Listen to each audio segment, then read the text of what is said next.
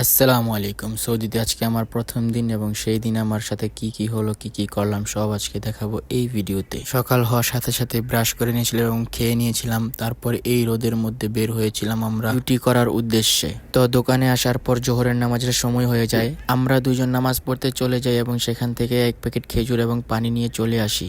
তারপর এসে যেই কাজ সেটা করতে হচ্ছে, প্রথমে আমার গ্লাস ক্লিন করতে হচ্ছে কারণ গ্লাস পরিষ্কার রাখতে হবে। কাজ শেষ করে দোকানের ভিতর চলে আসি এবং বসে থাকি, বোরিং লাগে, কাস্টমার নেই। তারপর আর কি বসে বসে ভিডিও করতেছিলাম আর নিজেকে দেখতেছিলাম আর বাড়ির কথা মনে পড়তেছিল, কিছু করার ছিল না। তারপর বিকালবেলা একজন এসে এক কাপ চা এবং কেক দিয়ে যায়, সেটা খাই আমরা সবাই মিলে এবং মজা করি। এভাবেই চলে যায় সারাটা দিন এবং রাত হলেই চলে আসি আমরা নুন মার্কেটে, কারণ আমার বেড ছিল কিন্তু বালিশ ছিল না। মাথার নিচের বালিশ কেনার জন্য চলে আসি নুন মার্কেটে। তো গল্প করতে করতে আমরা চলে আসি। এটা অনেক বড় মার্কেট, আমি প্রথম এসেছি এবং সেটা পুরোটা ঘুরে ঘুরে দেখতেছি। সবকিছুই মোটামুটি পাওয়া যায়, এখানে পাওয়া যায় না এমন কোনো কিছুই নাই বলা যায়। যারা আপনারা নুন মার্কেট চিনেন তারা তো অবশ্যই জানেন। তারপর আর কি আমরা উপরতলায় চলে এসেছি এবং বালিশ কিনে ফেলেছি এবং সেটা নিয়ে আমি একটা ভিডিও করলাম। ভালো লাগতেছিল, অনেক নরম ছিল বালিশটা। তারপর বাসায় চলে আসি। এই ছিল প্রথম দিন এবং আল্লাহ হাফেজ, দোয়া করবেন।